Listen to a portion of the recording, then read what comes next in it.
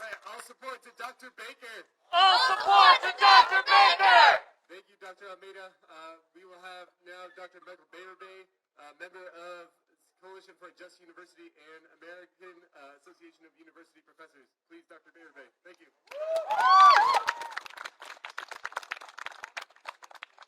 Thank you so much. Thank you all for being here.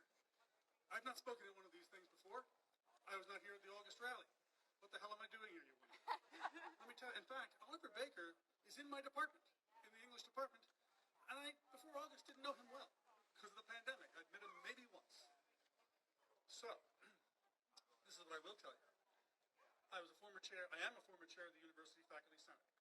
I have served on the Standing Joint Committee on Tenure. I've seen an AC-70 case. I've adjudicated one of these things. They are very serious business. They're basically the nuclear option. And I served for 9 years in the National AAUP on Committee A on Academic Freedom and Tenure. I've seen dozens of dismissal cases around the country, and let me tell you, I have never seen a case like this in my life. So,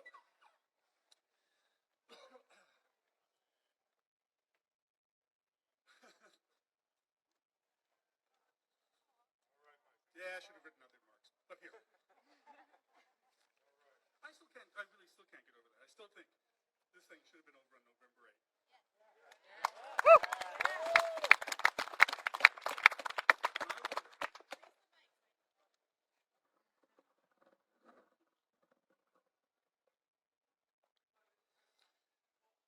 I've been wondering since November 8th, why aren't more of my faculty colleagues outraged about this?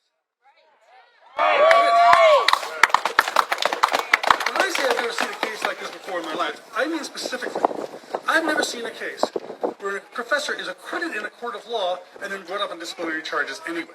Now, I want to be very clear about this. I've gotten a lot of pushback about that argument over the last couple of months. I'm not saying we automatically defer to courts, all right? If it's 1960 and I've got a professor who's arrested and charged and convicted of trying to integrate a lunch counter in Greensboro, I don't care.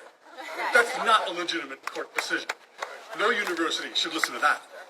And we know today, courts often get things wrong, especially when they over-rely on police testimony. But that's not what happened here.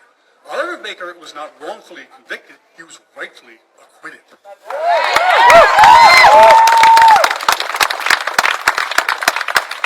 So why aren't more of my colleagues outraged? I got an email a couple of months ago from someone I don't know, someone in the sciences, who just said, look, I've been following this case, I've been following your comments on it, and come on, the university has to have more information that we don't have. It's a confidential matter, right? It's a personnel thing. Surely there's something else that we don't know about. I wrote back and said, okay, what would that be? What kind of evidence are we talking about? What kind of super secret evidence could not be introduced in the court of law and has to be saved for an AC-70 case? Tell me that. Well, he wrote back and says, wait a minute, if you're right about this, that's terrifying. Correct! That means, right? If you're right about this, that means I could be charged with something and then acquitted, and then I could be subject to AC-70 anyway. Absolutely. Is that what you're telling me? I said, that's exactly what I'm telling you. Absolutely. Yes, it's terrifying. Be afraid. Be very afraid. And I think maybe it's that too many of my colleagues think that way, right? They think that maybe there's something else to this case that they don't know. Or maybe they just don't want to think about its implications. But they must. You all must. Every faculty member at Penn State, at every campus, should be alarmed, should be profoundly disturbed by this case because it is every bit as outrageous as it looks.